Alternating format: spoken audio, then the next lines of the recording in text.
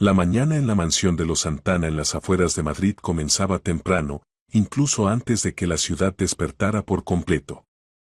La casa se alzaba en una colina, tras una alta valla, separada del mundo por hileras uniformes de tuyas y un césped impecablemente recortado. Dentro reinaba ese orden preciso que no surge por sí solo, lo construyen personas capaces de pasar horas recolocando servilletas en la mesa hasta que el borde coincida con la línea del tablero al milímetro. Elena Santana pertenecía precisamente a ese tipo de personas. Caminaba por el salón desde la ventana hasta la chimenea, de la chimenea a la escalera, como un general preparándose para una inspección de tropas. Llevaba un traje pantalón claro de marca. Los zapatos de tacón apenas producían sonidos sobre el suelo de mármol, pero por los ligeros chasquidos se podía entender lo nerviosa que estaba hoy. Sobre una mesa baja descansaba una carpeta con el logotipo de la agencia de personal, al lado su teléfono, en el que parpadeaban nuevos mensajes. Junto a la pared había 3 chicas. Todas aproximadamente de la misma edad, pero tan diferentes que parecían de mundos distintos. La primera, regordeta, con rasgos faciales suaves y hombros ligeramente caídos. Apretaba en sus manos un bolso de señora y no dejaba de mirar hacia la puerta, como si esperara escapar. La segunda, pelirroja, con la espalda recta y la mirada entornada de una persona acostumbrada a contar solo consigo misma, su mirada era cautelosa y evaluadora. La tercera, delgada, con un vestido sencillo sin detalles superfluos, una trenza cuidadosamente peinada y grandes ojos grises. A esta tercera la llamaban Lucía Romero, pero en las manos de Elena su nombre ya sonaba como una sentencia. A ver, comenzó la dueña, sin dignarse siquiera a saludar a las chicas. Aquí no tengo ni un hotel ni una residencia. La casa es grande, la gente está ocupada. Necesito a alguien que no me estorbe, pero que haga su trabajo a la perfección. ¿Entendido? Las chicas asintieron simultáneamente. Junto a la puerta, tratando de pasar desapercibido, se movía nerviosamente de un pie a otro el gerente de la agencia, un hombre alto con un traje caro pero ligeramente arrugado.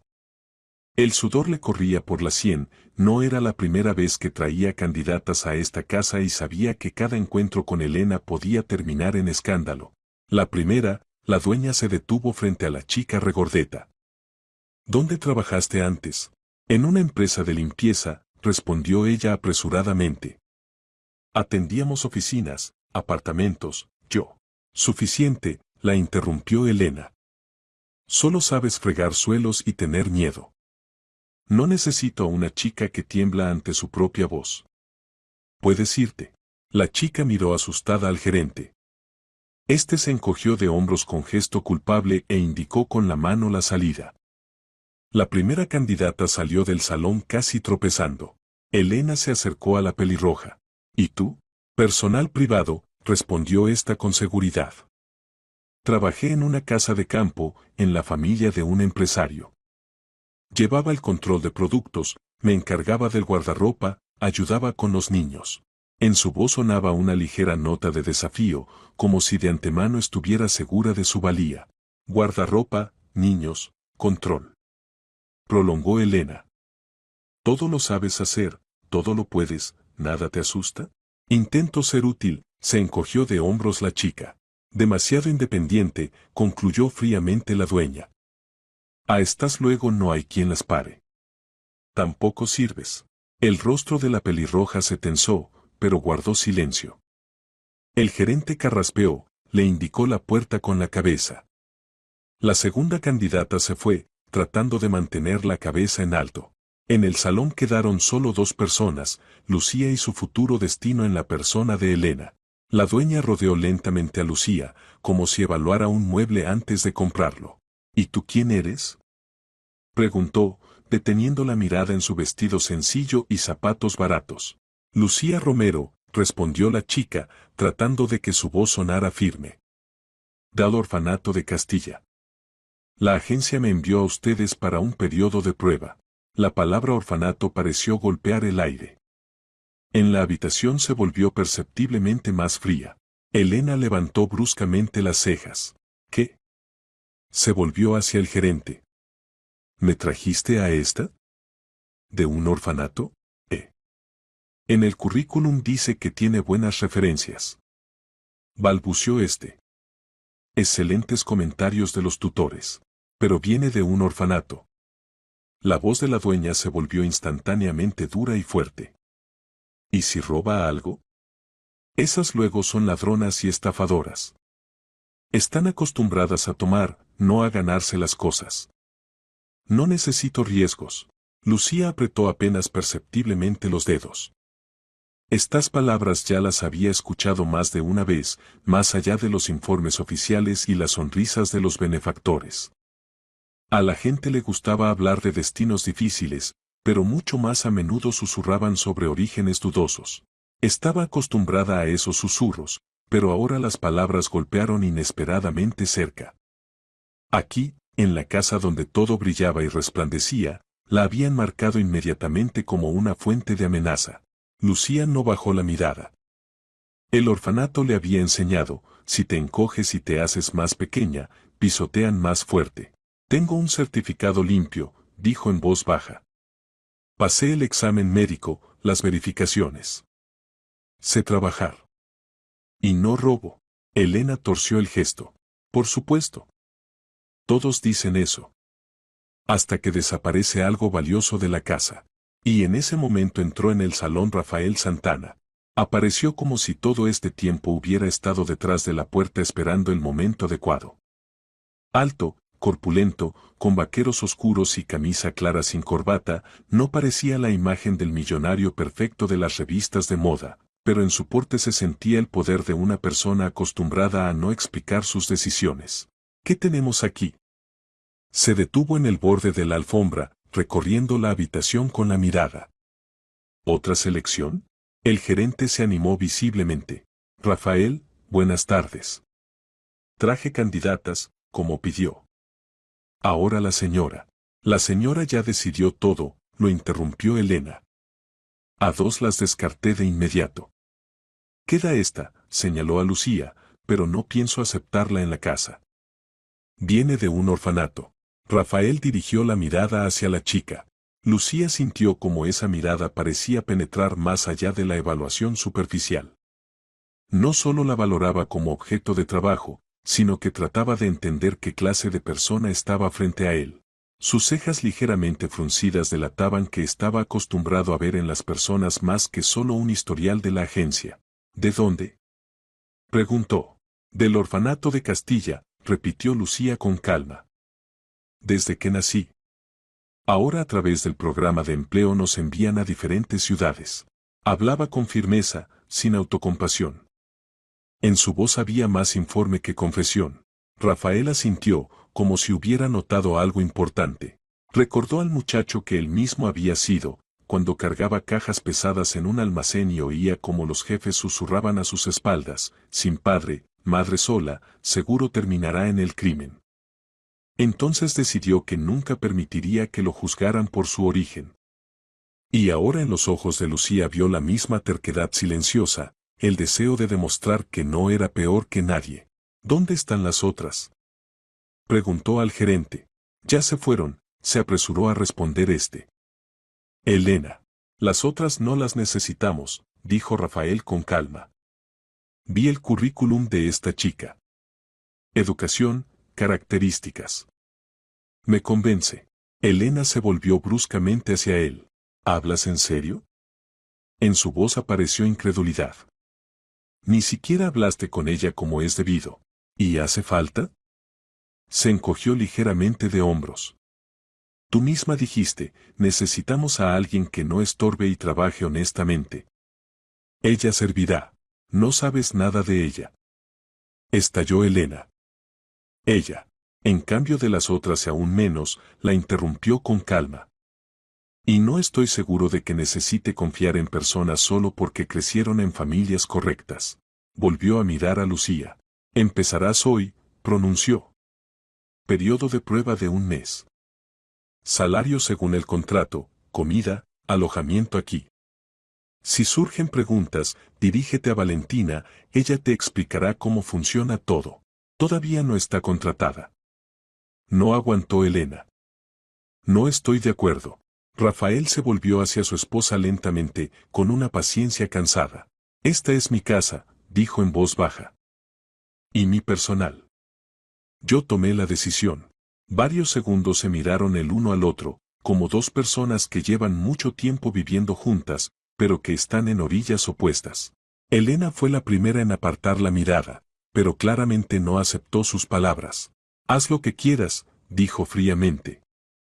Pero luego no te quejes. Se dio la vuelta y salió del salón. El gerente exhaló aliviado. ¿Entonces la contratamos? Preguntó en voz baja. Sí, asintió Rafael. Que suba al despacho, firmaremos los papeles. Llamen a Valentina, ella le mostrará la habitación y le explicará el horario. Volvió a mirar a Lucía. No temas. Aquí la gente habla alto, pero no muerde. En su voz sonó una ligera sonrisa, y la tensión en la habitación disminuyó un poco. Una hora después los trámites estaban resueltos. Lucía recibió una carpeta ordenada con el contrato, el horario de turnos y la lista de obligaciones principales. Valentina, una mujer delgada de unos 50 años, la condujo por la casa, explicándole dónde estaba cada cosa. Aquí tenemos la cocina, decía, caminando con seguridad por los amplios pasillos. Cocinan los cocineros, tú solo vigila la limpieza. Aquí está el comedor, no entres sin que te llamen. La señora Elena tiene hábitos particulares. No te asustes, solo haz lo que ella diga y ya está. Lucía escuchaba y absorbía cada palabra. Le parecía que había entrado en un museo, donde todo brilla pero no se puede tocar nada. Pero al mismo tiempo era una casa en la que las personas vivían, reñían, reían. Todo esto se sentía en los detalles, en la taza olvidada en el alféizar de la ventana, en el sillón ligeramente movido junto a la chimenea, en la pila de libros sobre la mesita de centro. La habitación para el personal está en el tercer piso, justo bajo el tejado, continuó Valentina. Modesta, pero separada. Tendrás tu propio espacio, eso también vale mucho. Subieron por una escalera estrecha. La habitación resultó ser pequeña, pero limpia, una cama, un armario, una mesita pequeña, una silla, en la ventana cortinas de tono cremoso. Para Lucía, acostumbrada a dormitorios comunes de 8 personas, esto parecía casi un lujo. Gracias, dijo con sinceridad. No me lo agradezcas a mí, agitó la mano la mayor. Agradece tu perseverancia. Viniste, no te acobardaste, aguantaste la mirada de la señora, eso ya es una hazaña. Lucía no pudo contener una sonrisa. Estoy acostumbrada, admitió. Si temes cada grito, no llegas lejos. Es cierto, asintió Valentina. Bueno, cámbiate el uniforme, luego bajas. Empezaremos con lo sencillo, la limpieza del segundo piso. Dormitorios familiares, despacho, pasillo. Hay muchas fotografías, marcos y demás cosas. Ten cuidado, especialmente con los marcos, a la señora Elena no le gusta que los toquen. Limpia el polvo con cuidado, no los dejes caer. El segundo piso de la mansión era como un mundo aparte.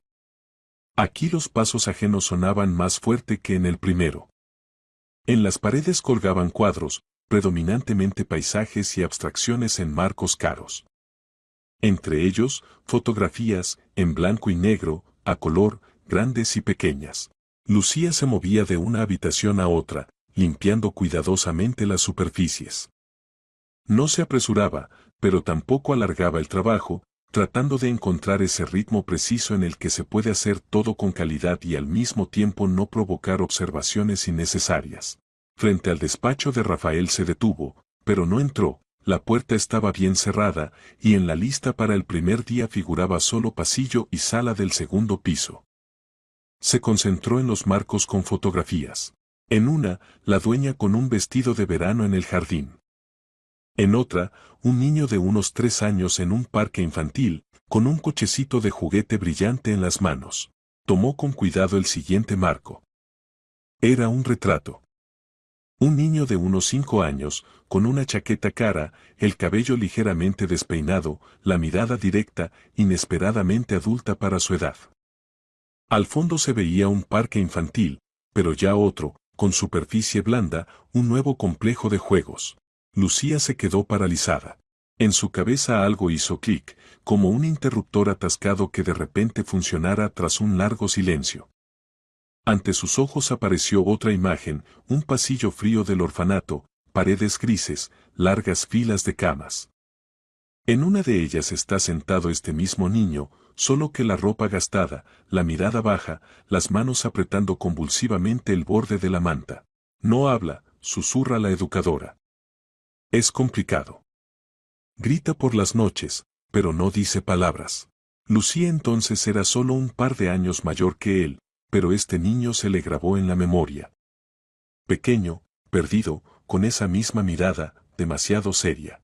Daniel, surgió en la memoria. Daniel Torres. Así lo llamaban. En el marco bajo la fotografía estaba escrito, Miguel, 5 años. Lucía sintió como un escalofrío helado le recorrió la espalda. Dio un paso atrás, casi rozando otro marco. Esto no puede ser una coincidencia, pensó, tratando de respirar más profundo. La cara es la misma. La misma mirada. Incluso el lunar en la sien. Se inclinó más cerca, observando la imagen. Sí, un pequeño lunar junto a la sien derecha, el mismo. En la habitación había silencio, pero dentro de Lucía se levantaba un tumulto de recuerdos. Como el niño se sentaba a la mesa y removía en silencio la papilla con la cuchara.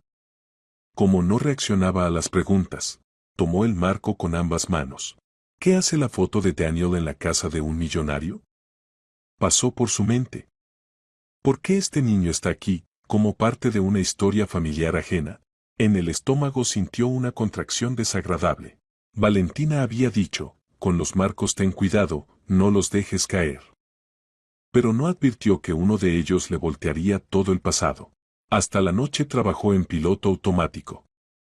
Pulía suelos, colocaba toallas, verificaba el orden en la habitación de invitados. Pero los pensamientos volvían siempre a la imagen. Incluso un par de veces pasó furtivamente por el pasillo para asegurarse de que no se había equivocado. Cada vez la mirada se topaba con el rostro conocido. Cuanto más miraba, más entendía, era precisamente ese niño.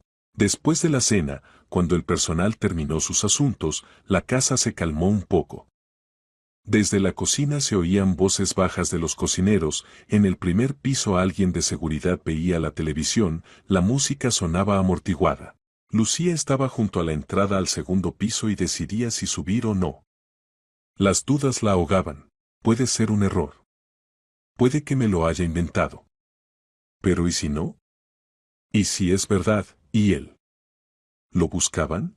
Recordó las historias de otros internos. A algunos les quitaban los derechos parentales, a otros la madre desaparecía, a algunos los entregaban los propios familiares. Pero a veces corrían rumores sobre aquellos cuyas historias se enredaban en documentos, lo encontraron en una carretera, lo trajeron sin papeles, ropa demasiado cara, no se sabe de dónde. Daniel era precisamente así. Su aparición se comentaba en susurros, y luego se acostumbraron. El orfanato sabe adaptarse a todo, incluso a la desgracia ajena. Lucía dio un paso. Luego otro.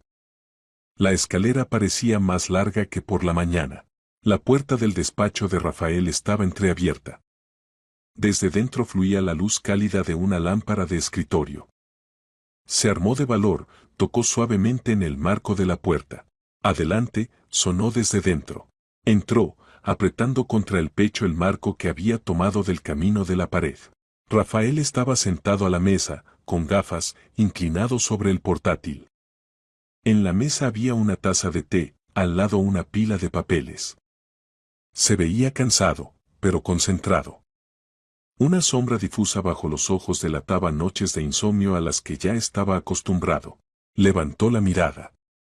Sus ojos pasaron inmediatamente al marco en las manos de Lucía. ¿Pasó algo? Preguntó con calma, aunque por dentro ya había un mal presentimiento. A esta imagen le tenía especial aprecio. Perdone que lo interrumpa, Lucía dio un paso adelante. Pero necesito hacer una pregunta. Puso el marco en el borde de la mesa de modo que la foto quedara entre ambos. ¿De dónde tiene esta foto? Pronunció en voz baja. ¿De dónde conoce a este niño? La pregunta quedó suspendida en el aire, llenando todo el espacio del despacho. Rafael se quitó lentamente las gafas, las dejó a un lado. La mirada se volvió directa, ligeramente cautelosa. Es mi hijo, respondió tras una breve pausa. Miguel. Miguel Santana. Tenía 5 años en esta foto. Unos meses después. Desapareció. Hace 13 años. Las últimas palabras sonaron apagadas, pero firmes. Lucía sintió cómo se le hacía un nudo en la garganta. ¿Desapareció? Repitió, aunque la respuesta ya resonaba en su memoria. Lo encontraron en una carretera, sin documentos. Lo secuestraron de un parque infantil, continuó Rafael, sin entrar en detalles. La niñera se distrajo un minuto, y eso fue suficiente. Lo buscamos durante 1 año. Luego otro más. Policía, detectives privados. Se cayó por un segundo. Pero ningún rastro. En algún momento la investigación simplemente se agotó. Todos se cansan cuando no encuentran nada. Hablaba con calma, pero la mandíbula inferior se tensó ligeramente. Se veía que cada palabra le costaba un esfuerzo. Lucía apretó las manos, sin saber dónde poner la mirada. En el orfanato lo llamaban Daniel Torres, dijo finalmente. Vivió allí conmigo.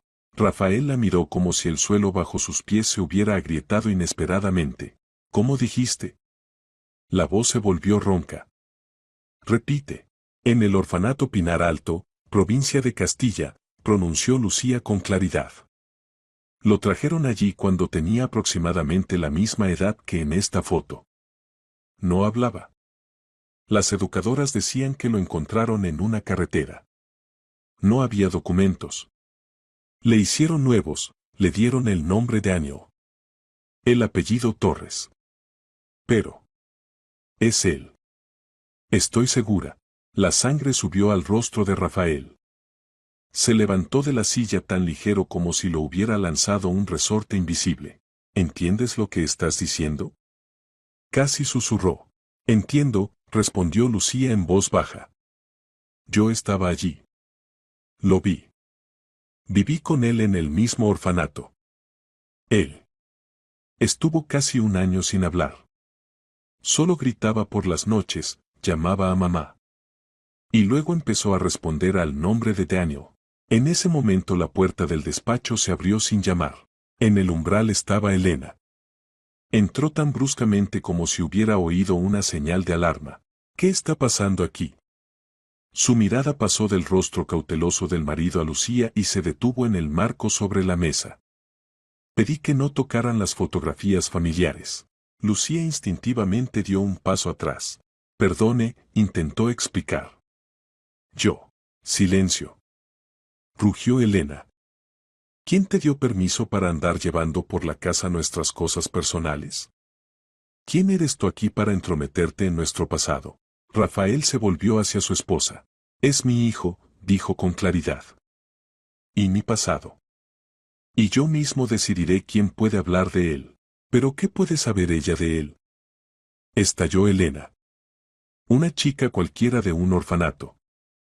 Se inventan historias, con tal de sacar dinero. Ahora empezará, di a su hijo, transfiérame a la tarjeta. Ya verás. Lucía se sonrojó, pero se contuvo. No pedí dinero, dijo. Yo. Solo lo reconocí. Y decidí decirlo. Pues debiste callarte, siseó Elena. Aquí no es lugar para cuentos.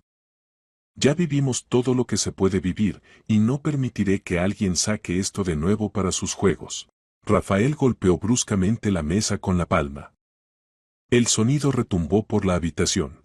Basta, su voz sonó firme, sin el cansancio habitual. Esta es mi casa. Y mi hijo. Si hay la más mínima posibilidad de que esté vivo, no me callaré ni cerraré los ojos. Ninguno de tus miedos y sospechas cambiará eso. Elena palideció. Otra vez empiezas. Susurró. Pasaron tantos años, y tú. No estamos hablando de recuerdos, la interrumpió. sino de una persona concreta que puede ser mi hijo. Y si Lucía dice la verdad, estoy obligado a verificarlo. Se volvió hacia la chica. Mañana por la mañana hablaremos. Con detalle. Sin gritos ni histeria. Contarás todo lo que recuerdes de él. Dónde vivió, cómo lo trajeron, qué decían los adultos. Todo. ¿Entendido? Lucía asintió. Todavía la envolvía el miedo, pero junto con él una extraña liberación. Ese peso que llevaba dentro desde el momento en que vio la fotografía, ahora estaba compartido al menos entre dos. Elena no se rendía. No quiero que esta chica se meta en nuestros asuntos. Casi gritó. ¿Me oyes? Le prohíbo hablar de nuestro hijo. No de nuestro hijo, sino de mi hijo. Puedes prohibir quién entra al vestidor, respondió Rafael fríamente. Pero no a mí hablar de mi hijo. Se acercó a Lucía y suave pero firmemente le quitó el marco. Dijo ya más calmado. Necesitas descansar. Fue un día difícil. Lucía dirigió la mirada de él a Elena. En los ojos de la dueña se leía una mezcla de furia y miedo. La mirada prometía que no tendría una vida fácil en esta casa. Gracias, pronunció apenas audible y salió del despacho, cerrando cuidadosamente la puerta tras de sí.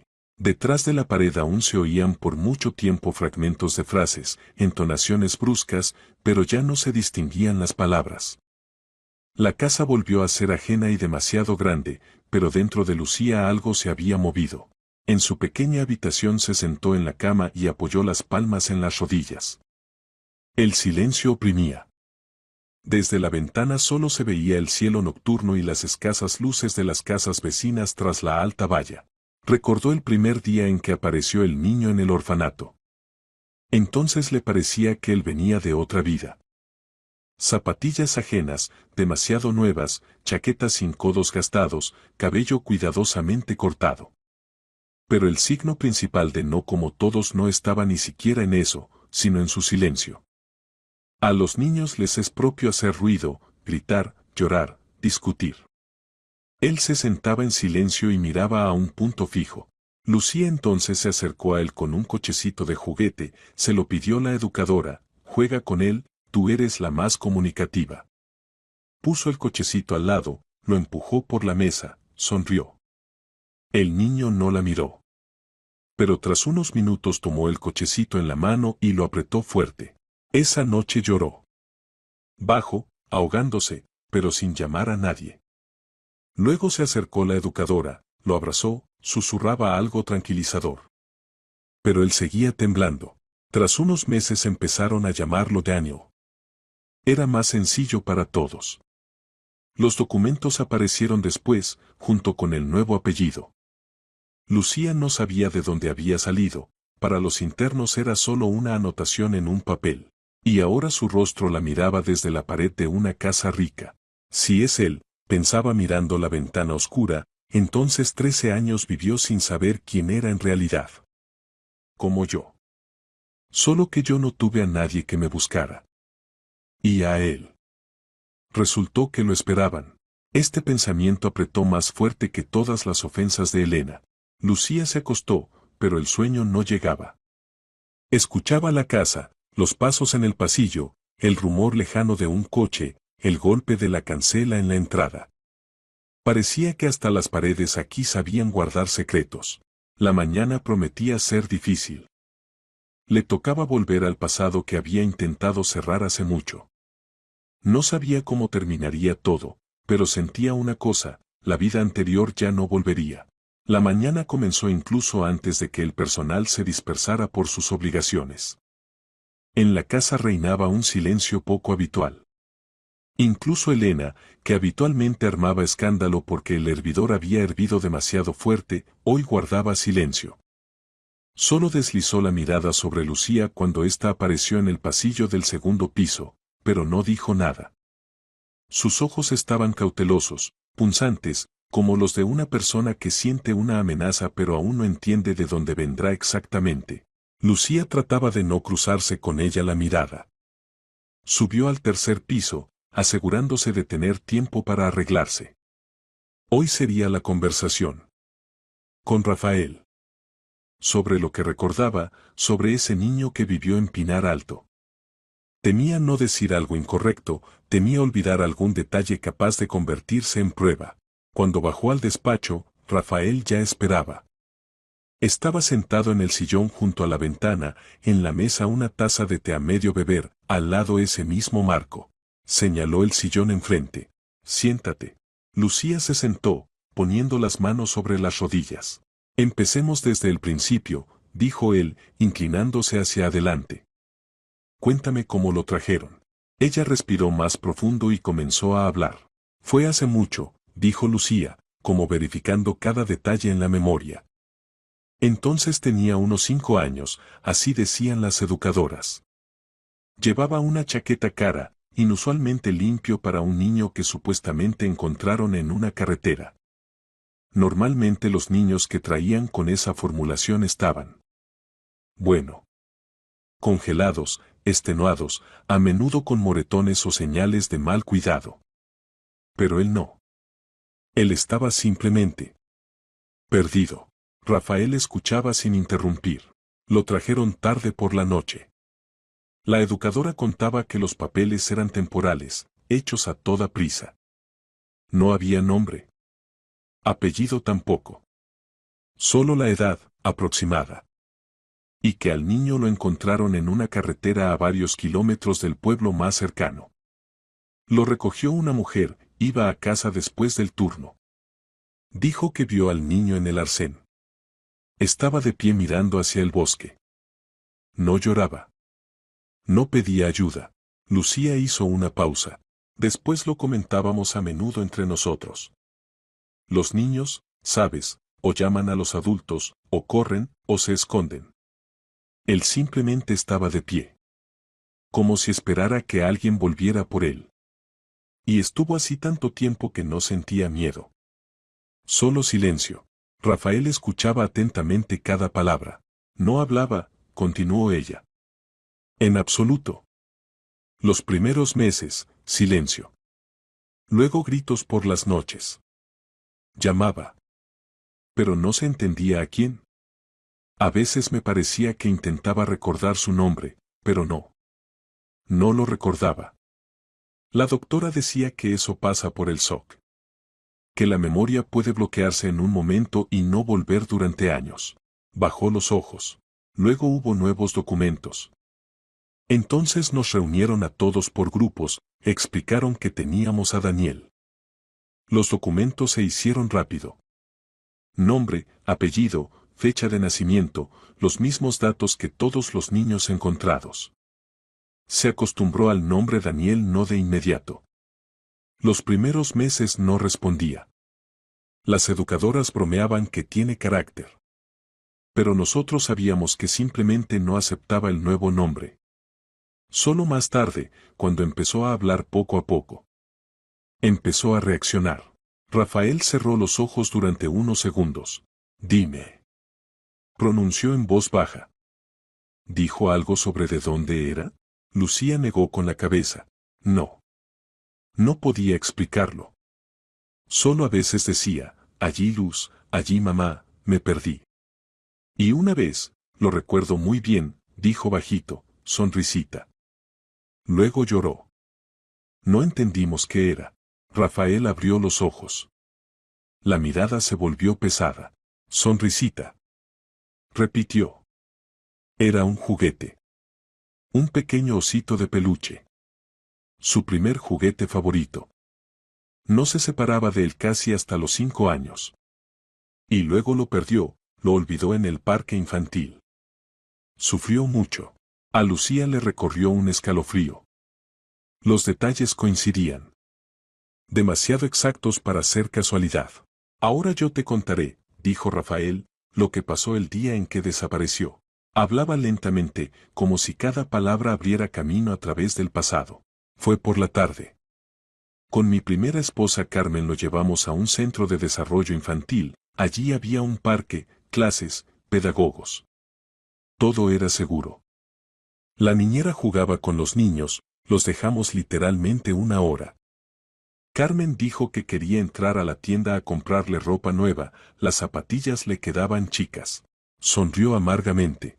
Yo dije, compraremos después. Estaba ocupado con llamadas, negociaciones, trabajo. Y entonces Carmen dijo, ya que estás tan ocupado, iré yo sola. Recuerdo esa frase toda mi vida. Se fue.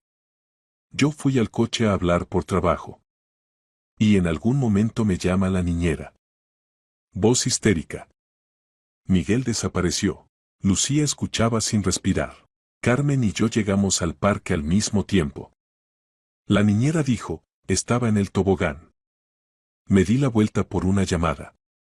Cuando me giré, no estaba. La policía llegó en 10 minutos. Registramos todo el parque, todo el centro, las calles vecinas. No había ningún rastro. Cámaras en la carretera, nada.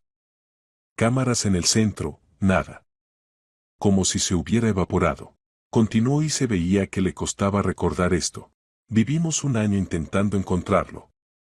Carmen todo el tiempo me culpaba, debías estar cerca. Siempre estás en el trabajo.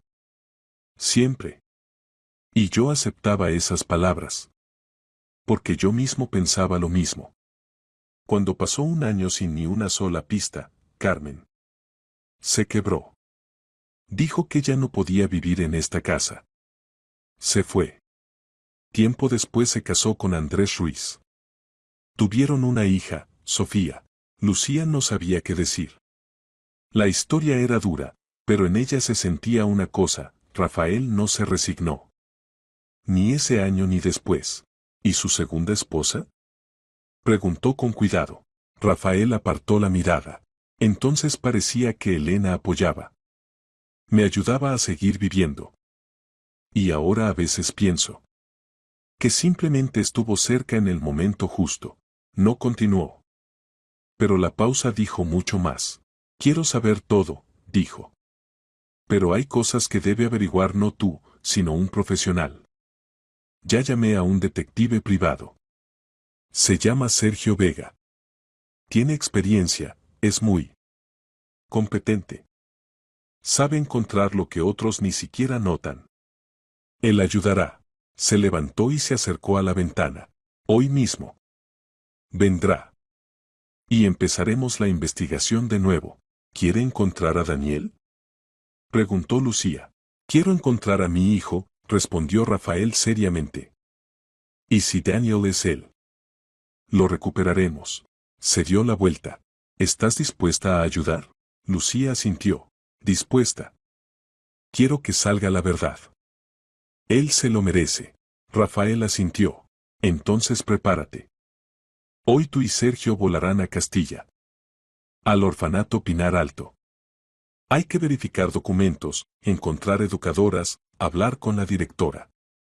Averiguar si realmente encontraron al niño en la carretera. O si alguien lo llevó allí a propósito. Lucía se estremeció. El pensamiento de que al niño pudieron no simplemente perderlo, sino ocultarlo intencionadamente, golpeó la conciencia. Pero, ¿quién pudo hacer eso? Preguntó. Rafael calló largo rato. No lo sé. Pero sé con certeza, alguien quería que no lo encontráramos. En el salón de repente se oyeron pasos. Elena entró como por casualidad, pero demasiado rápido, como si hubiera estado escuchando tras la puerta. Hizo como que se sorprendía al ver a Lucía. ¿Qué hace ella aquí? Preguntó fríamente. Pensé que ya habían terminado esa conversación de ayer. Solo empezamos, respondió Rafael sin ocultar su irritación. Y continuaremos sin tus comentarios. Elena enderezó la espalda. ¿Le crees a esta chica? ¿En serio? ¿Decidiste sumergirte otra vez en este delirio? No pasaron ni 24 horas desde que cruzó el umbral, y tú ya. Suficiente, la interrumpió. No necesito tu permiso. Ella entrecerró los ojos. ¿Quieres destruir nuestro matrimonio? Sí. ¿Por alguna historia que no existe? La historia existe, dijo con calma. Y si me lleva a mi hijo, iré hasta el final. El rostro de Elena se distorsionó. No gritó como antes. No se lanzó a acusar. Simplemente calló, y ese silencio era mucho más peligroso que las palabras. Rafael salió de la habitación. Elena se volvió hacia Lucía. Mejor que lo sepas ahora, dijo bajito pero fríamente. En esta casa nadie quiere a los que traen caos. Aléjate de mi marido. Se dio la vuelta y se fue.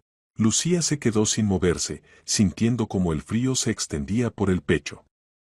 Pero eso no la detuvo.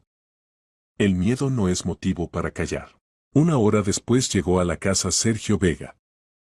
A la vista, 40 y pocos, robusto, con ojos expresivos de una persona que ha visto mucho y se sorprende poco. Saludó a Lucía con un breve gesto de cabeza. ¿Así que tú eres esa Lucía? Preguntó directamente. ¿La que recuerda al niño? Sí. Bien. Entonces empieza el trabajo. No malgastaba palabras. Media hora después los billetes estaban comprados, los documentos reunidos, la maleta de Lucía empacada. Ni siquiera tuvo tiempo de darse cuenta de que pronto volaría en avión y además allí, donde pasó toda su vida hasta los 18 años. Justo antes de salir de la casa Rafael se acercó a ella. Lucía, dijo en voz baja. Si lo que contaste, aunque sea la mitad verdad. Me diste una oportunidad que no tuve en 13 años. No lo olvidaré. Ella bajó los ojos. Lo principal es encontrarlo. Lo encontraremos, pronunció con firmeza. ¿Y si mi hijo está vivo? Carmen debe saberlo primero. La llamaré hoy. Se dio la vuelta, pero detuvo el paso. Y otra cosa. No temas a Elena. Ella simplemente teme perder lo que tiene. Lucía sabía, Elena temía otra cosa, perder el poder. Pero guardó silencio. El camino al aeropuerto transcurrió en un silencio tenso. Sergio revisaba documentos, a veces hacía a Lucía preguntas aclaratorias, qué estatura tenía el niño, cómo dormía, qué palabras decía, qué peculiaridades de comportamiento tenía. Cada respuesta la anotaba. Lo haces bien, dijo en algún momento. Tienes buena memoria. Eso es importante. Lucía miraba por la ventana del automóvil. Las líneas de la carretera pasaban, mezclándose en un solo cuadro. Le parecía que la carretera la arrastraba de vuelta allí, donde el niño perdido buscaba su hogar. No sabía qué les esperaba en Pinar Alto. ¿Qué diría la directora? ¿Qué encontrarían en los viejos archivos? Pero sabía una cosa, no podría retroceder. El avión aterrizó en Castilla cerca del mediodía. Hacía un tiempo seco y parejo, cuando el aire acaricia atrevidamente la piel con un viento ligero y el cielo parece demasiado alto. Lucía, saliendo por la escalerilla tras Sergio Vega, sintió como dentro todo se revolvía. No había estado aquí desde que se fue por asignación de la agencia a Madrid. Sergio caminaba adelante con paso rápido, seguro, preciso. Era ese tipo de persona que siempre sabe a dónde va, incluso cuando esa dirección está oculta a miradas ajenas. El coche debe estar aquí, murmuró y miró alrededor. En la salida ya los esperaba un sedán discreto. El conductor, un hombre de mediana edad, con corte de pelo corto, con rostro tranquilo, casi desprovisto de emociones, abrió la puerta. ¿Vega? Preguntó. Sergio asintió y con un gesto invitó a Lucía a sentarse atrás. El coche arrancó por la carretera, serpenteando entre el sector privado, construcciones bajas y raros comercios grandes. El paisaje cambiaba gradualmente. La ciudad se hacía menos, el espacio más. El bosque se acercaba a la carretera más denso, los árboles se estiraban como centinelas parados en una línea. Pinar Alto estaba fuera de la ciudad, casi apartado de las rutas que usan los habitantes de la provincia. Lucía recordaba demasiado bien esta carretera. Cada poste, cada bache surgían en la memoria. Y cada metro acercaba no solo al orfanato, sino también a su propio pasado. Cuando el coche se detuvo frente a las puertas del orfanato, a Lucía por un momento le pareció que el tiempo simplemente se había congelado. Nada había cambiado en años. La misma fachada pintada pero amarillenta, la misma alta valla, las mismas ventanas con las mismas cortinas. Si te fijabas, se podían ver en el fondo del patio los viejos columpios y un tobogán donde ella y Daniel alguna vez se columpiaban. La puerta que llevaba al vestíbulo chirrió, como siempre. Lucía contuvo la respiración. Sergio dio el primer paso. ¿Lista? Ella asintió. Lista. Si he de ser honesta. Hubiera querido no volver nunca aquí. Pero es necesario. Y entraron. Dentro olía a pintura mezclada con algo familiar, olor de comedor, trapos húmedos para limpiar. A Lucía le incomodaron estos olores, guardaban en sí la memoria de una vida que fue simultáneamente cuidado, dolor y espera infinita de algo diferente. En el mostrador estaba sentada una joven administrativa, inusualmente arreglada para este lugar, blusa brillante, ojos demasiado brillantes. Levantó la cabeza. ¿A quién buscan? Sergio sacó documentos. Venimos a ver a la directora. Por el asunto de un egresado, Daniel Torres. No avisamos con antelación. El asunto es urgente. La chica frunció ligeramente el ceño, pero no dijo nada. Tomó el auricular del teléfono interno.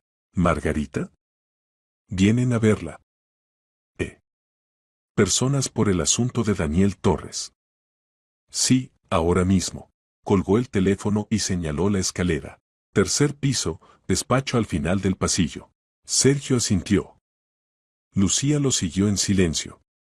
Cada paso resonaba en el pecho como un golpe.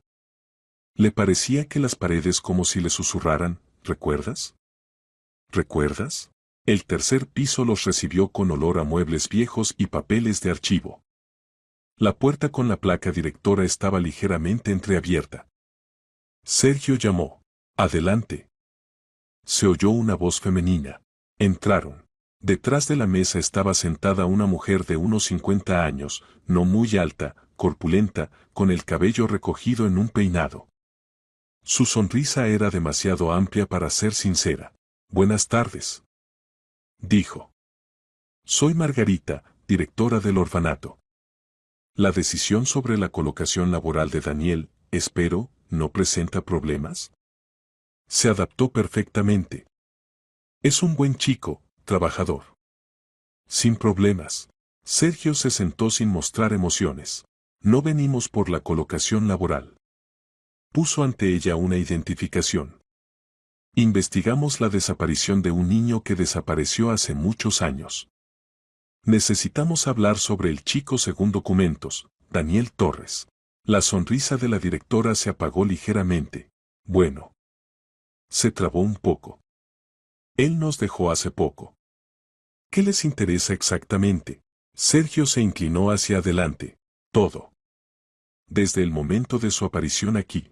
Hay protocolo, se apresuró a decir Margarita.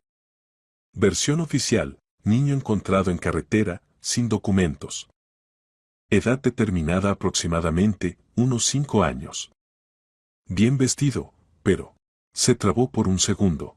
Pero estos casos... Ocurren, dijo con una sonrisa que parecía demasiado correcta.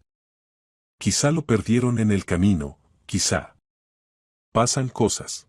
Lucía sintió como dentro algo se apretaba. Lo perdieron en el camino sonaba a mala excusa. Sergio parecía pensar lo mismo. Necesitamos los archivos, dijo. Registros originales. Quien trajo al niño, quien tramitó los documentos, quien se comunicó con los servicios de tutela. Margarita se movió inquieta.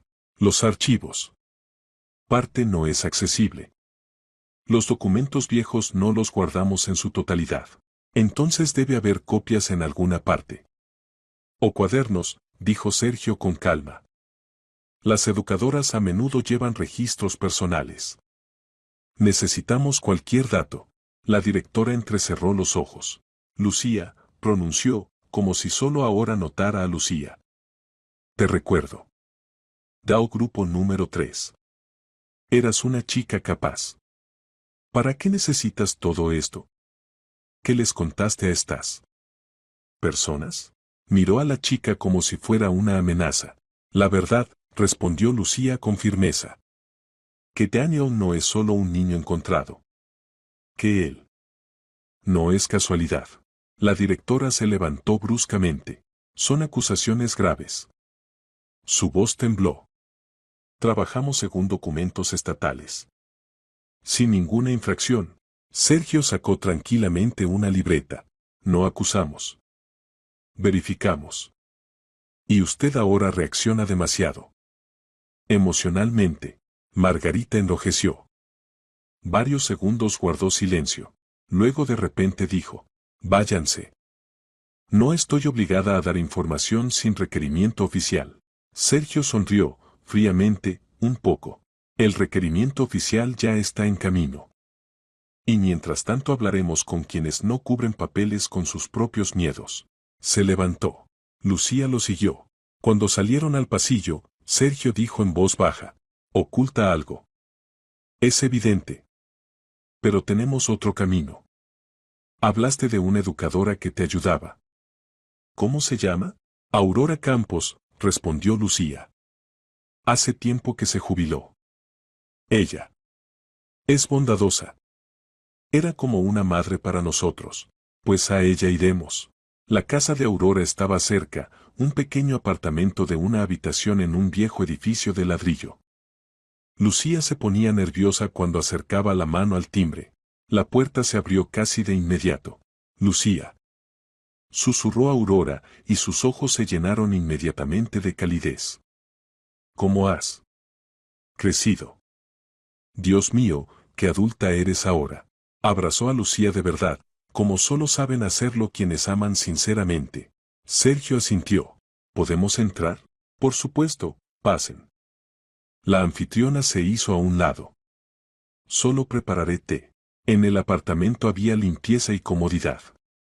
Sobre la mesa un mantel tejido, en el sofá una manta hecha de retazos. Todo en este espacio era familiar. Lucía lo sentía en cada célula. Cuando el té estuvo servido en las tazas, Sergio comenzó. Necesitamos que recuerde todo lo posible sobre el niño, según documentos Daniel Torres. Todo lo que recuerde desde el momento de su aparición. La mujer frunció el ceño. Ay, queridos. Suspiró. Yo pensaba que eso quedó en el pasado. Pero resulta que no. Se levantó, se acercó a una vieja cómoda y sacó una caja. Aquí. Mis cuadernos. Llevaba mis propios registros. A menudo en secreto, a la directora no le gustaba que fijáramos nuestras observaciones. Pero yo igual escribía. Para no olvidar nada. Sacó un cuaderno gastado, lo abrió. Los registros eran ordenados, parejos. Lucía reconoció de inmediato la letra, letras parejas, frases cortas, notas sobre salud, comportamiento de los niños. Aurora pasó varias páginas. Aquí está, dijo. Niño. 5 años. Traído tarde por la noche. Vestido demasiado caro para un niño encontrado. Sin documentos. A las preguntas callaba. A los contactos reaccionaba mal. Se asustaba. Por las noches gritaba. Lucía sintió como un escalofrío le recorría la piel. Sergio se inclinó más cerca. ¿Quién lo trajo? Una mujer. Reflexionó la educadora. No de nuestro personal. Una habitante local común. Dijo que en el camino a casa vio al niño en la carretera. Pensó que se había perdido. Lo trajo. Y la tutela entonces rápidamente tramitó un nuevo conjunto de documentos. Demasiado rápido. Pero yo no tenía derecho a hacer preguntas. ¿Por qué demasiado rápido? Preguntó Sergio. Normalmente a esos niños los tienen algún tiempo sin apellido. Hacen orden, solicitudes. Averiguan a través de medios. Y aquí, literalmente en unos días le hicieron todos los papeles. Nombre, apellido. Suspiró pesadamente.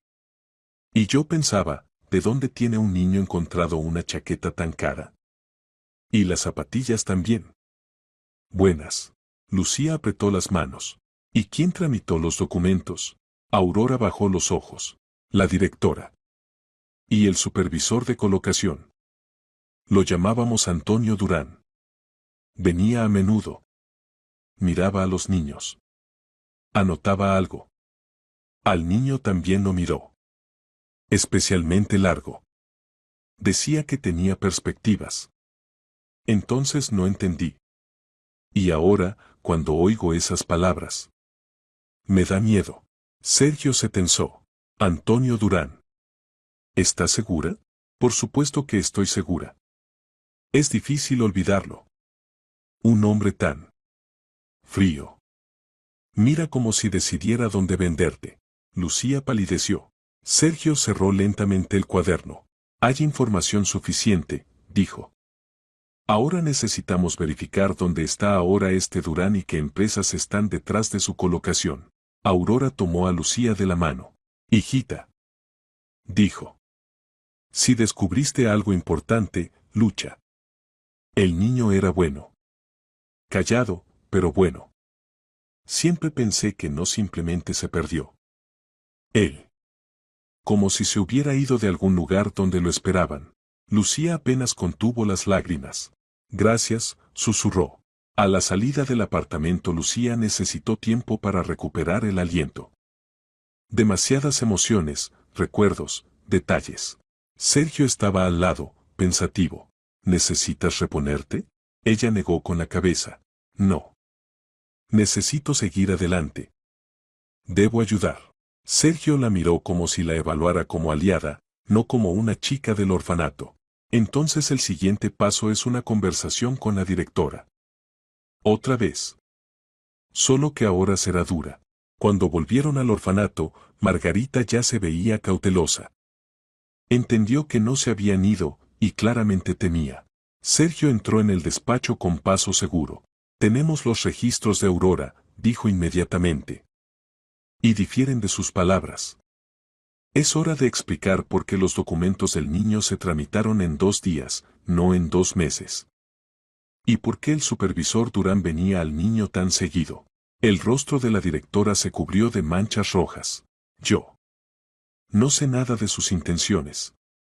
Simplemente ayuda con la colocación. Siempre fue así. Sergio se inclinó.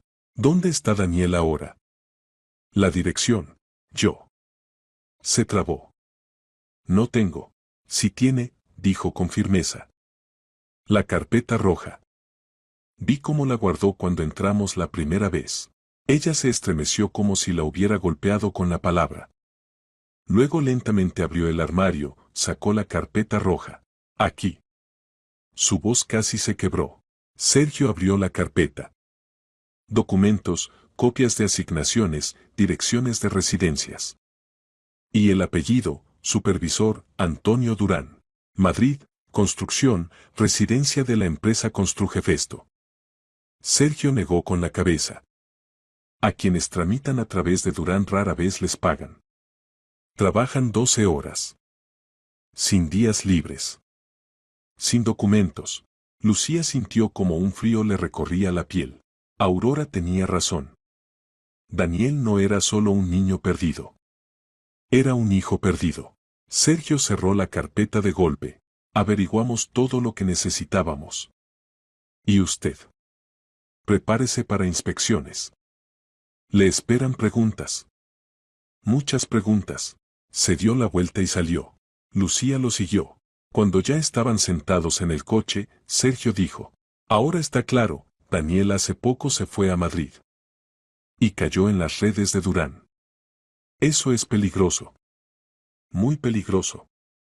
Esos tipos desaparecen rápido si empiezan a hacer preguntas.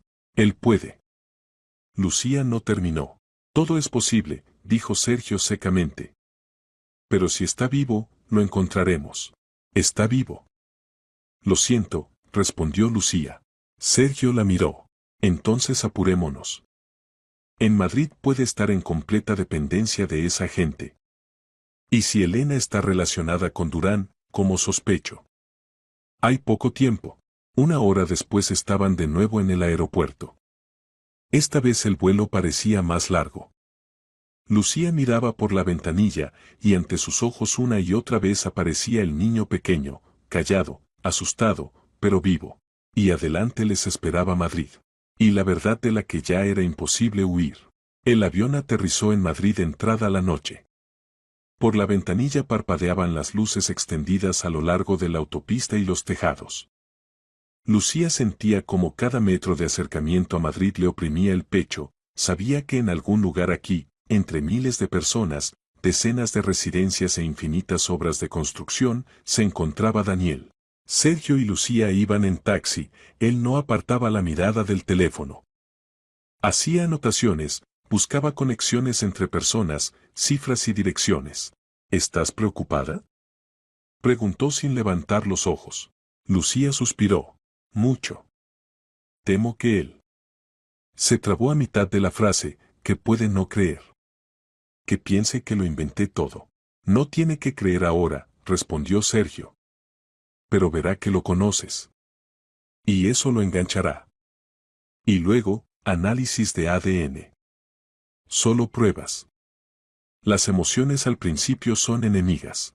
Lucía sintió, aunque por dentro las emociones obraban. Luchaban entre sí, miedo, esperanza, sensación de deber y un extraño dolor parecido al pesar por el tiempo perdido. El taxi giró hacia un barrio donde se levantaban largos edificios grises, residencias. Algunos pisos estaban iluminados, otros no. La dirección es la que di, dijo Sergio, mostrando al conductor el navegador. Residencia de la empresa de construcción. Obreros, trabajadores por turnos, egresados de orfanatos. Principalmente los que no tienen otro lugar a donde ir. Las palabras los que no tienen otro lugar a donde ir sonaron demasiado familiares para Lucía. Entraron en un largo pasillo. El aire era pesado por el olor diverso de comida, detergente y humedad. En el suelo, huellas de calzado sucio, en las paredes manchas incomprensibles. Durán mantiene a estos chicos con miedo, dijo Sergio en voz baja. Aquí les prometen trabajo, pero en realidad es dependencia. El sistema es simple, no hay contratos, los pasaportes los retienen para trámites, el salario no lo dan hasta que el objeto esté terminado. Y nadie piensa darlo. Simplemente les dicen, no te gusta, vete. Solo que no haya dónde ir. Lucía frunció el ceño. Daniel no merece esto. Nadie lo merece, dijo Sergio. Vamos. La portera, una mujer mayor con un pañuelo atado en la cabeza, apenas los miró. ¿A quién buscan?, preguntó, como sin creer que alguien fuera de la lista pudiera venir aquí. Necesitamos a Daniel Torres, dijo Sergio. La mujer miró en el registro. Está en la habitación 23. Allí los chicos del objeto Jefesto. Solo con cuidado. Hay uno muy nervioso.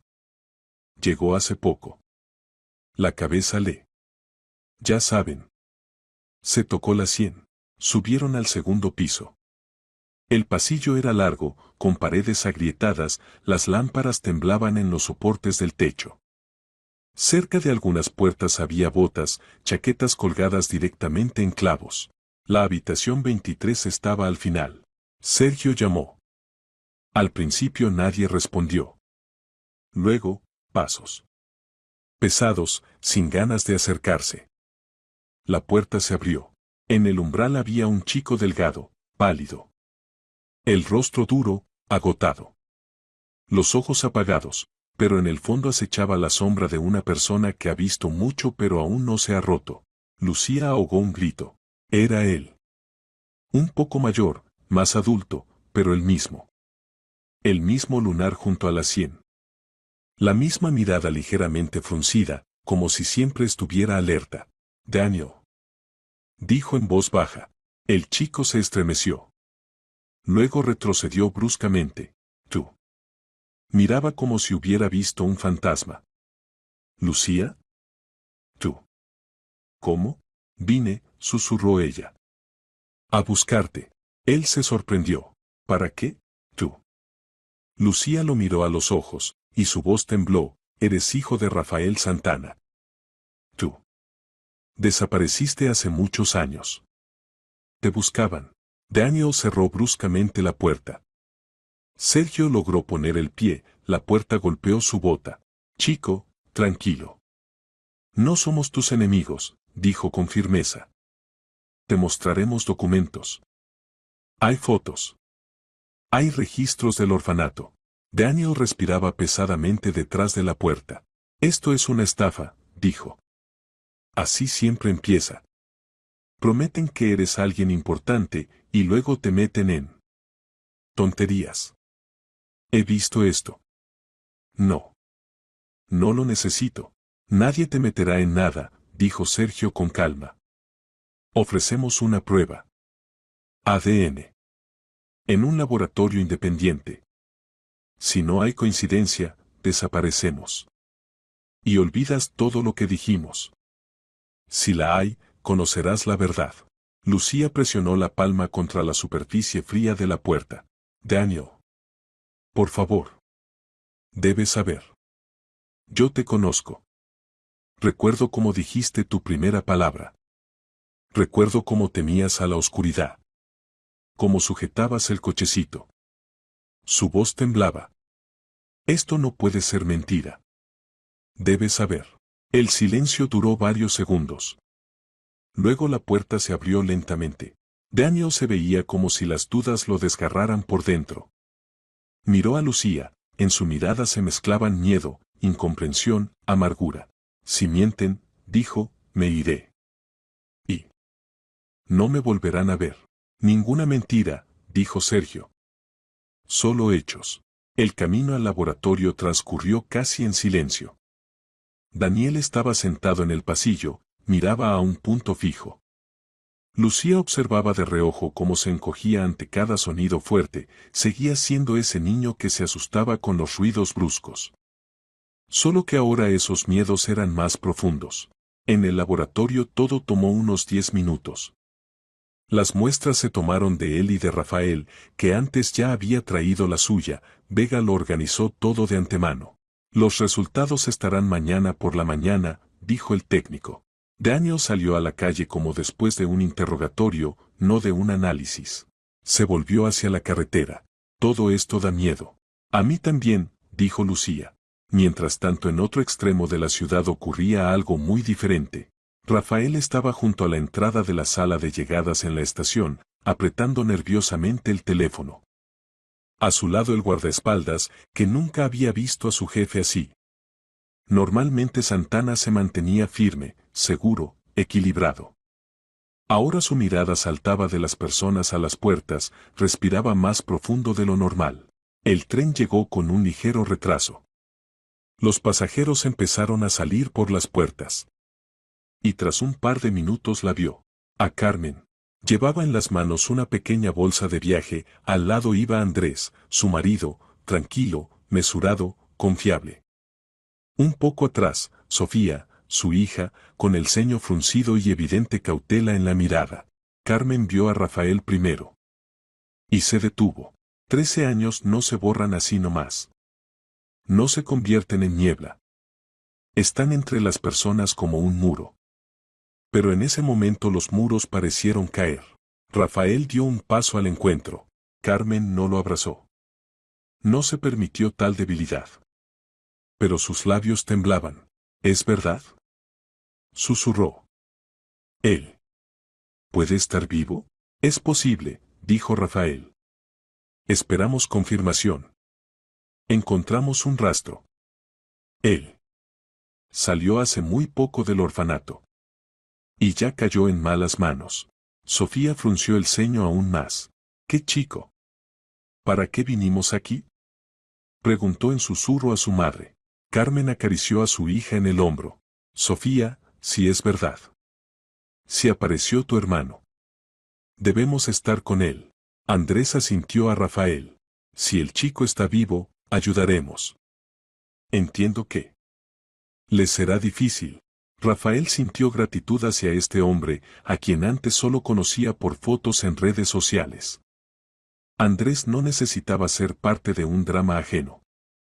Pero lo fue. Gracias, dijo Rafael en voz baja. Fueron a la casa de los Santana. Elena los recibió en el umbral. En su rostro había una sonrisa forzada, antinatural. Carmen. Pronunció, estirando los labios en saludo. Qué bien que pudieron venir. Un tema tan difícil, por supuesto. Pero que Dios juzgue a todos. Carmen la miró fríamente. Vine a saber si mi hijo está vivo, dijo con firmeza. Nada más ni nada menos. Elena torció la comisura de los labios. No esperaba franqueza. Bueno, por supuesto. Prolongó. Solo que no entiendo para qué meter aquí a extraños. La situación es turbia. Una chica criada de un orfanato dice algo. ¿Quién sabe? Carmen se volvió lentamente. Esta chica sabe más verdad que tú en toda tu vida. Elena palideció de furia. ¿Qué se permite? Andrés se puso junto a su esposa. No vinimos a pelear, dijo en voz baja. Esperemos los resultados. Y luego decidiremos qué sigue. En ese momento Rafael vio por primera vez cómo Elena se desconcertaba. Su rostro tembló apenas perceptiblemente, como por un golpe. Entendió, Elena no temía a Carmen. Temía a la verdad. La noche transcurrió en tensión. Carmen no durmió. Estaba sentada en la habitación de invitados, sujetando una vieja fotografía de Miguel, la que siempre guardaba en la carpeta con documentos. Andrés se sentó calladamente a su lado. ¿Piensas en él? Pienso en qué, susurró ella, si me ve. Puede asustarse. No me conoce. Recuerda. Quizá. Algo terrible. El parque, el ruido, la pérdida. No temo por mí. Por él. Andrés tomó su mano. Eres fuerte. Y él sobrevivió. Significa que él también es fuerte. Sofía estaba en la puerta, apoyada en el marco. No se metía, pero escuchaba. Y por primera vez en su rostro apareció no irritación, sino preocupación. La mañana llegó demasiado rápido. A las 8 sonó la llamada del laboratorio. Sergio puso el teléfono en altavoz y toda la familia escuchó. Los resultados están listos. Coincidencia, casi 100%. Daniel Torres es hijo biológico de Rafael Santana. Carmen se cubrió el rostro con las manos. Rafael se sentó en una silla, como si las piernas fallaran. Sofía se quedó paralizada, abriendo grandes los ojos. Andrés exhaló en voz baja. Está vivo. Susurró Carmen. Mi niño está vivo. Pero la alegría era solo parte del cuadro. Tras ella inmediatamente se levantó otra ola, preocupación. ¿Dónde está ahora? ¿Está bien? En ese momento irrumpió Sergio en el salón. Tenemos un problema, dijo. Durán recibió una llamada. De una persona que no debía saber de Daniel. Y ya dio la orden de resolver el asunto. Debemos ir donde Daniel ahora mismo. ¿Quién llamó? Preguntó Rafael. Sergio lo miró pesadamente. Tu esposa. Elena. En ese mismo momento a las 8 de la mañana Lucía esperaba a Daniel en el patio del laboratorio. Él estaba sentado en un banco, mirando al suelo. Aún no le habían comunicado los resultados. Los esperaba con esa indiferencia con que las personas esperan una sentencia. Daniel. Dijo Lucía, sentándose a su lado. Yo. Él levantó los ojos. No sé qué quiero, admitió. Si es verdad. Entonces toda mi vida es mentira. Todo lo que recuerdo es mentira. No, dijo Lucía en voz baja. Todo lo que viviste fue real. Solo que tu historia no era tuya. Pero tú eres real. Y ese niño al que se llevaron también es real. Él se cubrió el rostro con las manos. Tengo miedo. Pero en ese momento sonó un ruido brusco, un coche que se acercaba. Lucía se volvió instintivamente. Un automóvil gris frenó demasiado bruscamente. Del coche salieron dos hombres robustos. No obreros. No empleados del laboratorio. Lucía se levantó de un salto. Daniel. Corre. Él levantó la cabeza, y en sus ojos por primera vez pasó el miedo que ella recordaba del orfanato. Los hombres aceleraron el paso. Y precisamente en ese momento en el patio entró bruscamente una camioneta negra. La puerta se abrió de golpe. Rafael. Carmen. Sergio. Daniel. Gritó Rafael. Daniel se volvió. Y todo lo que había entre él y ese instante se derrumbó. Pero adelante quedaba aún demasiado dolor. Y demasiada verdad que debía abrirse. El patio del laboratorio se convirtió en un nudo hirviente de acontecimientos. El automóvil gris, que se acercó más bruscamente de lo que debería en un lugar tranquilo, pareció cortar el aire.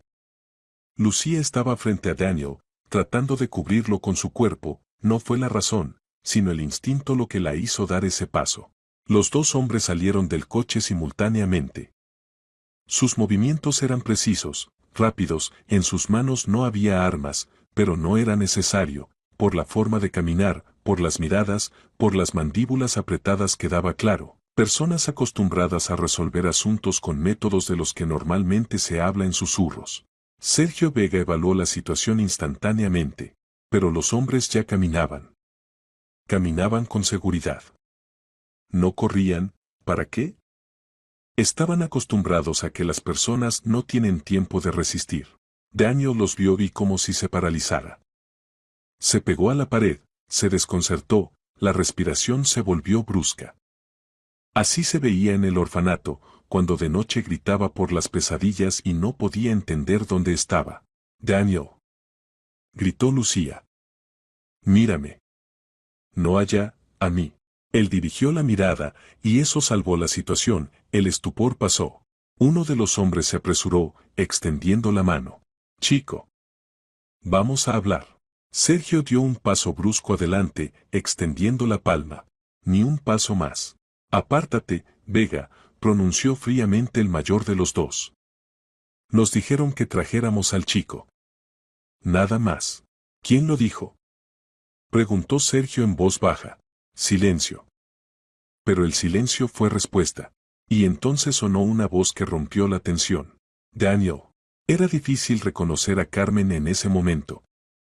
Corría hacia su hijo como corren las personas a quienes todos los años de vida se les comprimieron en un solo instante. Daniel se quedó inmóvil. Veía a esta mujer por primera vez en la parte consciente de su vida, pero algo en su rostro, en esos ojos, en ese dolor y fe simultáneos, algo golpeó directo al corazón. Los hombres se volvieron hacia el ruido. Ese fue su error. Sergio agarró al mayor por la mano, la torció, corto, profesionalmente, y en un segundo lo presionó contra el capó. El segundo hombre se movió para ayudarlo, pero Rafael dio un paso adelante, extendiendo la mano con un cuchillo, y en su mirada había tanta furia que aquel instintivamente retrocedió. Un paso más hacia mi hijo y nunca más te levantarás, dijo Rafael con voz baja.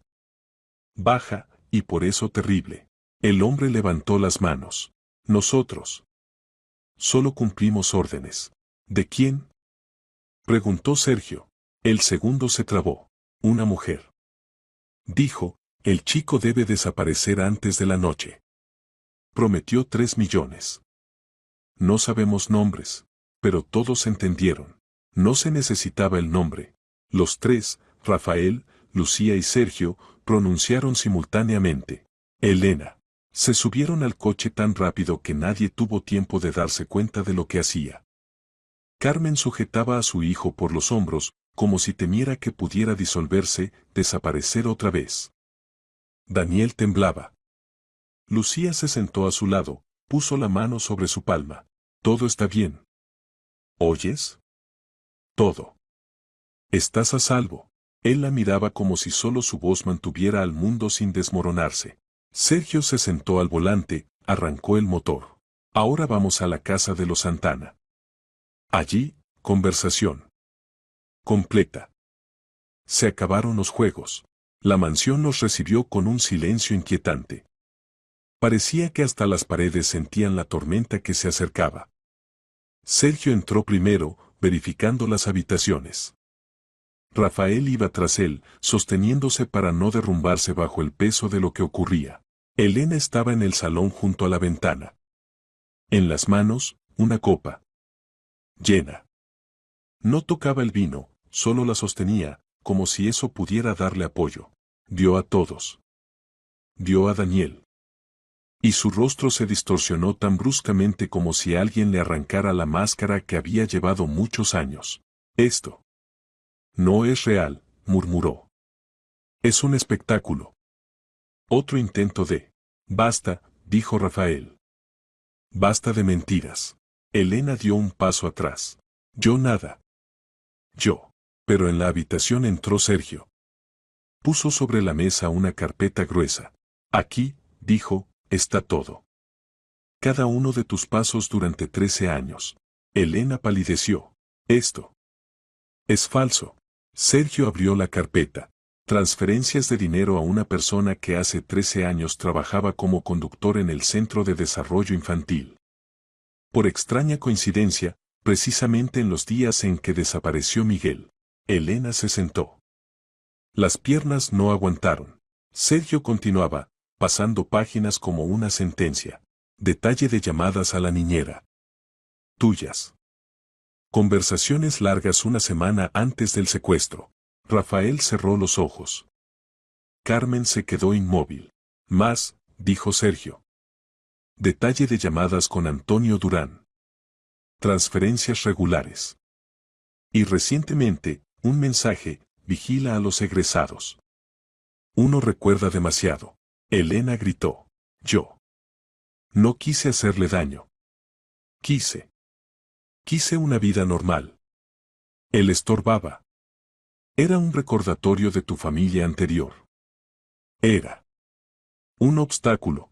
Daniel permanecía inmóvil. Escuchaba a la mujer que le robó su vida, le robó su nombre, le robó la posibilidad de crecer con sus padres. Su rostro era de piedra. No tengo la culpa. Sollozó Elena.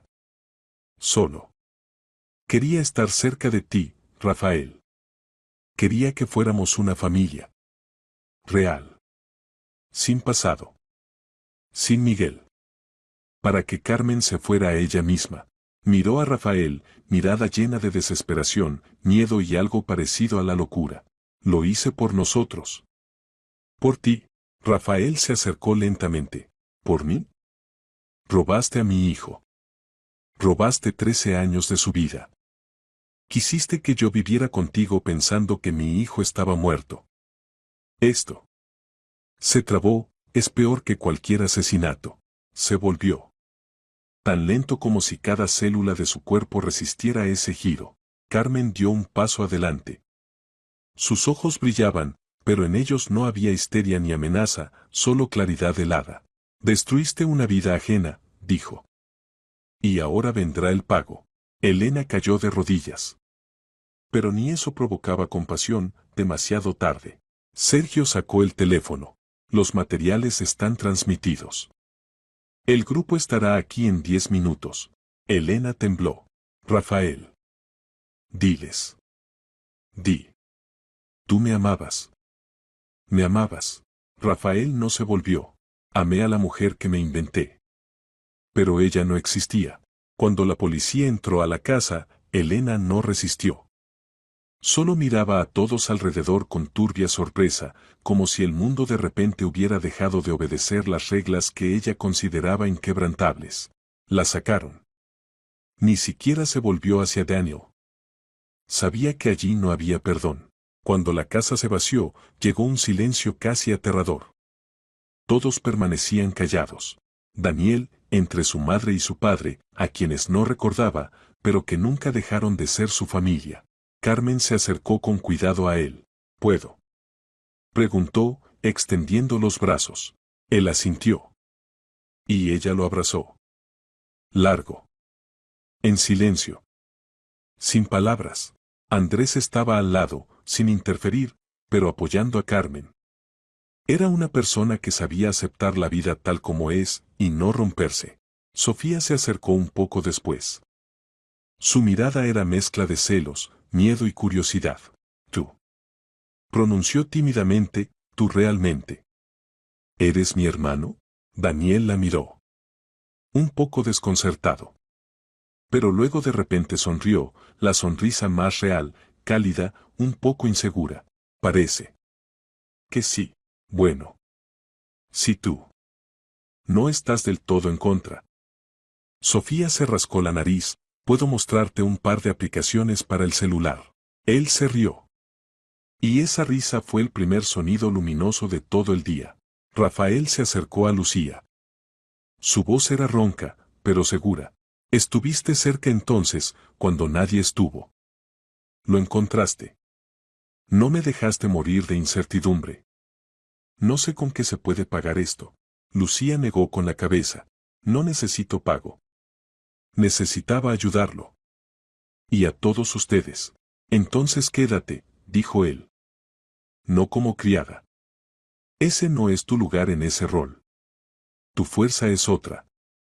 Nos haces falta. Él te necesita. Daniel se volvió hacia Lucía.